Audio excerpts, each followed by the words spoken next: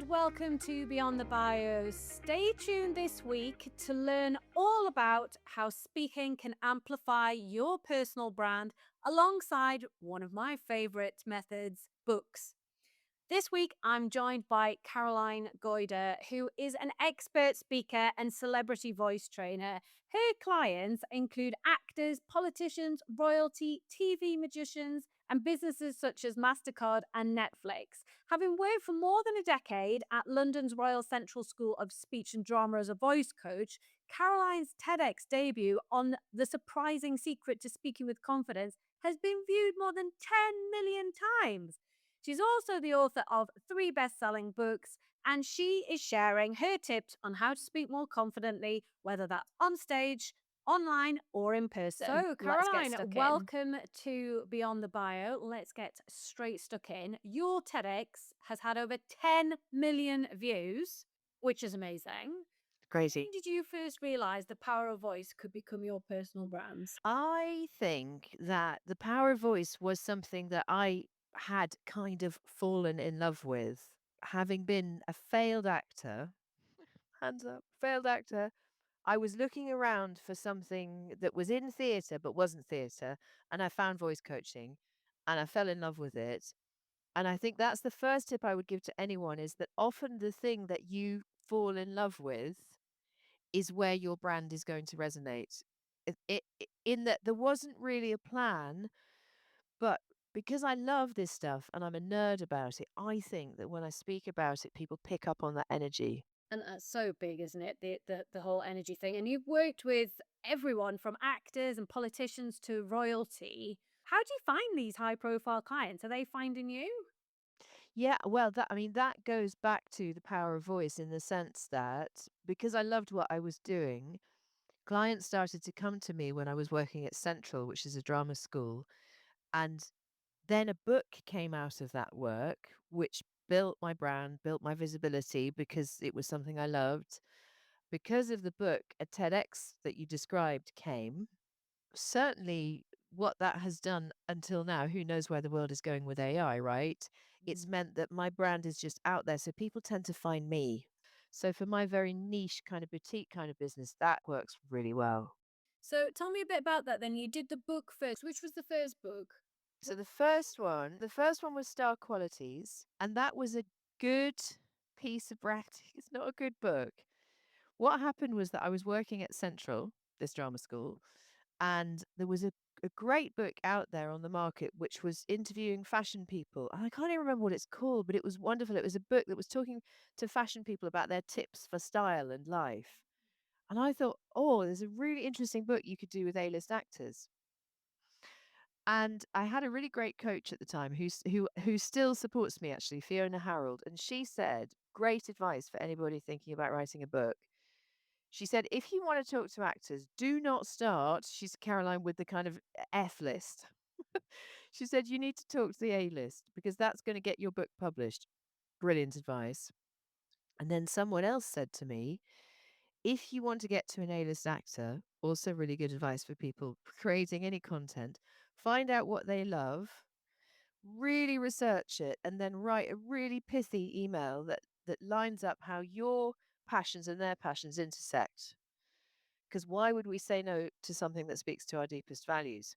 So I sent off 3 emails. I sent one to Helen Mirren, I sent one to Kate Winslet, and I sent one to Kate Blanchett, and I was utterly terrified How did because you this is find back in them? 2008. How did you get their contact details?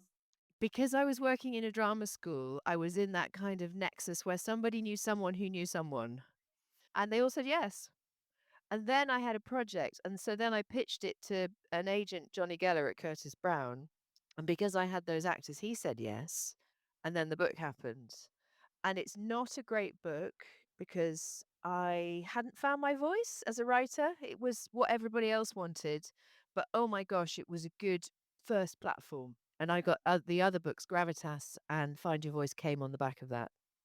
That's amazing. So, which was the book that led to doing the TEDx talk? Well, interestingly, so when I did the TEDx, which was 10 years ago, I had written Star Qualities. I had just published Gravitas. So you could say that Gravitas was the credibility that led to the TEDx. But the TEDx was an accident. Follow your passions, because I was living in Brixton at the time and I saw in a Brixton newspaper that they were doing a TEDx. And I just thought, that sounds fun. I could help out as a speaker coach. That sounds fun, I think, is a really good brand question, sense. And so I coached on this TEDx for a couple of years. And then Steph, who organized it, said, "Are you up for doing a talk?" And I went, "Yeah, all right." So there was no real plan other than just follow what it seems fun at the time. I mean, there was quite a lot of rigor and discipline to support that, but I think follow your bliss is quite good advice when you're trying to find out what's going to resonate with an audience. Amazing. And how did your talk get so many views? I have a feeling that I had a lovely coach called Denise Graveline who she's sadly died, a website called The Eloquent Woman in the US. Because she was coaching my talk, when it came out, she was kind enough to promote it to her audience in the US. And I think that the algorithm at the time picked it up because of that and gave it a boost. And once the algorithm boosts you, you start to get into this really virtuous circle. I also think that without much thought, we called it they said, "Oh, you've got to have a title." And so I went, "Oh, let's call it The Surprising Secret to Speaking with Confidence." I mean, it took me 3 seconds to come up with that, but surprising and secret are really good words. And that I think also helped it. I think the thumbnail where I'm next to a naked man's chest of drawers prop probably also creates some curiosity. Get some interest. Yes. So, with so many views, has that then created opportunities in itself where people have just seen the talk and got in touch? Definitely things have happened. I think in terms of audience, that's been powerful. And people contact me from all over the world saying your talk has helped me. If I think about where the big political clients have come from, I think that's been heavy hitting newspapers like The Telegraph, The Economist, and or gravitas. I think, as you know, a book is a really good calling card. It says that you can go deep. It says that you have the discipline to do it. So TEDx has been great for reach across the world. The books have been great for the kind of heavy hitting clients. So with all of these superstars that you've been working with, obviously they've come to work with you because they feel that they need to improve. Are there any themes that these high profile clients typically get wrong about their voice?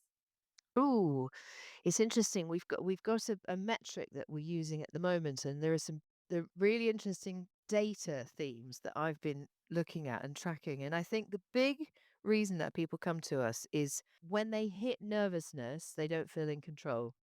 Yeah, and that, however senior you are, however expert you are, there are some audiences that sometimes you stand up in front of the audience and you feel your voice shake, or you feel your hands shake, or you feel it going too fast. And it's that horrible compounding thing of the audience are seeing you stressed out, which makes you more stressed out. And it's that loop, that doom loop.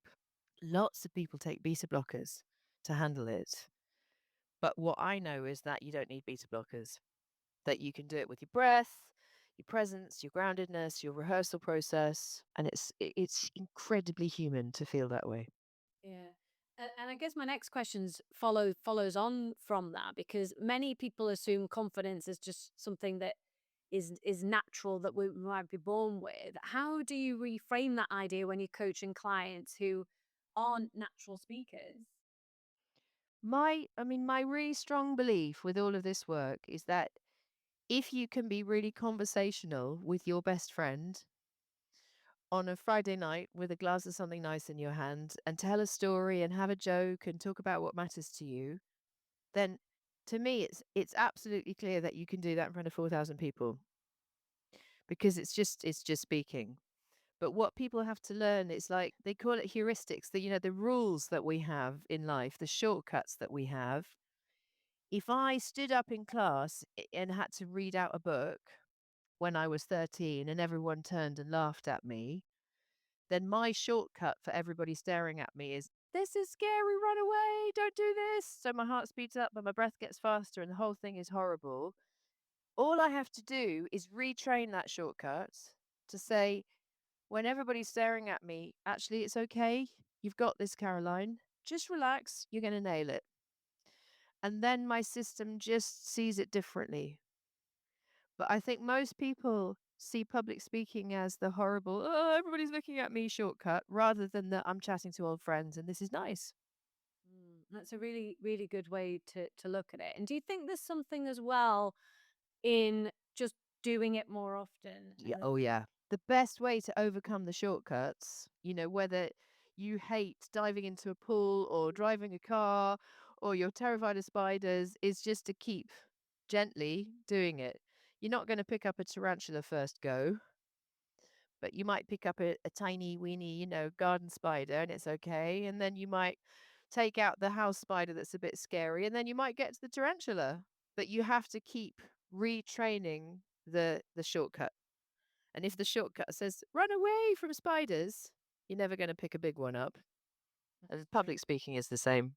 Yeah, I have to say to people, start with speaking at the local school and build up. You don't want to go to the 4,000 person event as the first one for sure. I mean, Toastmasters, I was saying to a client this week that if you like rules, I don't like rules, I hate being told what to do. But if you like rules, Toastmasters is brilliant because it's regular disciplined practice with a set of guidelines.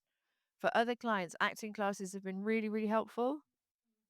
Singing can be helpful too, or it's less direct, but improvisation is also a really good thing to do. I was going to say, there seems to be a big trend at the moment where loads of people that I know locally are going and doing comedy. Yes, hats off to them. I was in San Diego about a month or so ago, and I met some new friends at this conference, and I persuaded them to come to an open mic night that was next to my hotel, not to perform, like none of us performed. Let's do it. Yeah. Just to watch. And my thought was, look, there'll be some that are really funny, so great. And then there'll be some that are so not funny that it will still be funny. But the whole thing was just really awkward. And I think that's terrified me even more than already. But I see loads of people I know locally doing that. So it's obviously the in thing. And is like what is the benefit of that? Because for me, it just feels like live torture. I can't think of anything worse. I think that terrifies me more than speaking in front of 4,000 people. Maybe it Yeah. is. Yeah. Well, I think it is a kind of aversion therapy, isn't it? But Mm. I think stand up comedy is one of the hardest art forms of all.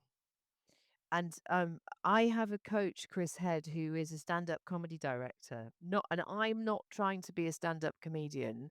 Chris is brilliant, but he's the thing that stand-up comedy and open mic nights are very good at teaching you is what is my voice here.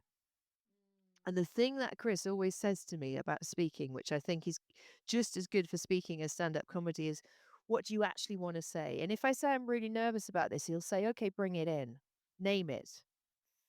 And when you think about good stand-up comedians, that's what they do, isn't it? There's a real sense that they're bringing in a truth, and it's the truths that connect us. And I think for people looking at speaking, even if you don't want 6 laughs a minute, which, terrifies the hell out of me, is to really name the things that you would say if you could say anything, and then find which of those things, A, you can say, and B, are resonant for the audience. And then I think you get into the sweet spot. It's quite intimate and it's true, and people connect to it.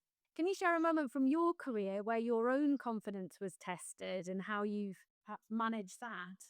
Oh, many, many, many, many, many. Which one should we go for? I mean, the kind of the absolute hell zone was the one I talk about in the TED Talk, which is where I was younger and clueless. Not that lots of younger people are not clueless, but I, as a younger person, was. And I was asked to speak at this big hall in Westminster and with someone else on stage. And we didn't rehearse enough. And it was just naff. And it was just gruesome dying on stage in front of a huge audience.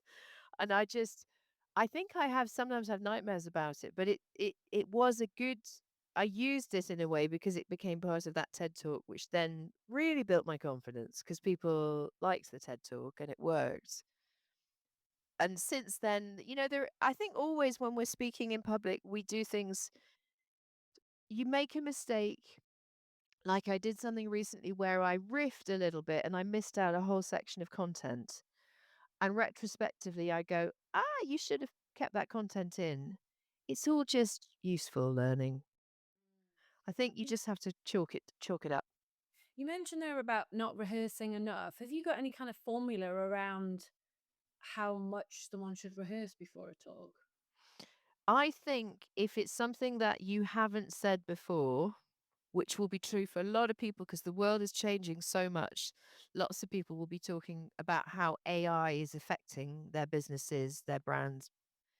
I think if it's new information, I map it. I'm a mind mapper. I start to script it. I say it to someone whose opinion I care about, which is my coach, Chris. And then I record that session and I listen back to it. And if it's really daunting, I'll probably do another session with him. But I always feel like you need to say it at least 3 times before you say it to an audience. And that might be to yourself, to a coach, to a group of colleagues, to a friend. But I would never test, like stand-up comedians don't. You don't test your material on a paying audience. And don't warm up in front of that audience either. You've got to nail it first and hit the ground running. That makes total sense.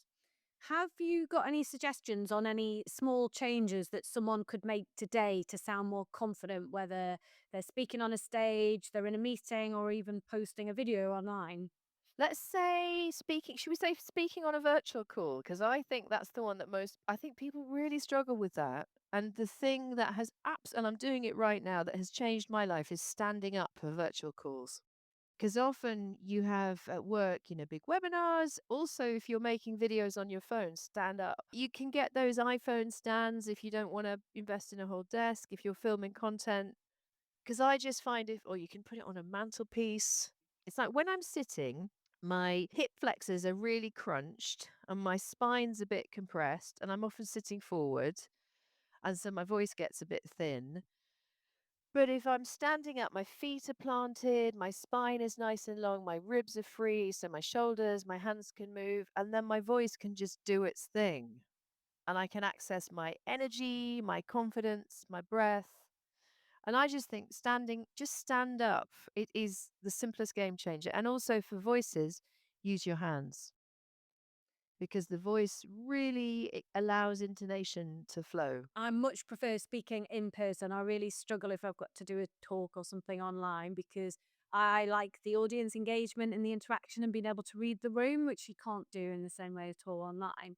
And actually, that is such an obvious tip now that you've said it, but I've never thought to do that because I haven't got that set up. So I will chalk that up as a win, and I'll next time I have to do something like that online, I'm totally going to stand up because I think it'll just make me more animated and all the things that I think I bring when I'm doing something in person. So yeah, a really simple, obvious, but I hadn't thought of it, so I'm going to do that. This is what we want. It's that simple stuff. I think because when we're on a virtual call, we kind of think we're at a desk at school somehow. And it always feels to me like the teacher's going to tap me on the shoulder. Whereas when I stand up, I'm not in that looking up at the teacher mode. I'm Caroline on stage having fun. It's different. Following on from that, is there anything that you always do before stepping onto the stage or hitting that record button online? I do a lot of chanting, humming. I mean, I would, right? I'm a voice coach. So maybe that goes with the turf. But I would just say to people, if you want your voice to have music, which really helps an audience engage, just put some music on in your house that you love and just sing along to it. And like nobody's listening. I apologize to your, family stroke house space.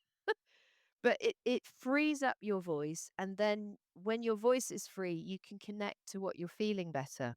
And when you connect to what you're feeling better, an audience really kind of get a sense of you, and they get a sense of emotion and expression, and they hear so much more. Whereas most of us, we're sitting at a desk, we're answering emails, or we're doing something online, and then we log in to the webinar, or we get, into the car and drive to the event, and our voices are compressed and flat, and our bodies are, and the audience feel compressed and flat. So just open up, sing, move, breathe, and everything comes to life. Love it. I'm going to be doing that. I need to think about what my song's going to be. I might have a special song that I use to get me in the zone. That would be good. That's nice. And you can have a special song for energy when you need to go up, and you can have a special song for calm when you need to ramp it down, depending on where you're at. Nice. Also, It's been so interesting talking to you and picking your brains. I feel like I've definitely got a couple of practical tips as to things that I can do to improve my own stage presence or my preparation before I speak. So that's been super helpful. You've obviously mentioned your books there and your TEDx talk, so we'll make sure we pop links to those in the show notes. Where's the best place for people to find you if they're discovering you for the first time? Probably the best place is carolinegoyder.com, which is Goyder.com. And what's nice is we've got a free confidence booster audio course, which is all about the stuff we've been talking about. And we've also got a free gravitas course thinking about how you command influence and respect when you're at work. And I think that free gravitas and free confidence course, they're both on the site under courses and they'll really get you started. And what's the best social media platform for you? LinkedIn is my home turf, really, but I'm on Insta and YouTube as well. Cool. We'll make sure that we put those links, make it super easy for people to connect. Thank you so much. Thank you, Sophie. It's been a joy to chat. Thank you for listening. If you're serious about growing your profile, take our free profile assessment quiz to see where you're at right now and get hints and tips on how to improve your score. You'll find the link to the quiz in the show notes. If you've enjoyed the episode, it would be mint if you'd subscribe, like, and leave a review. See you next Monday.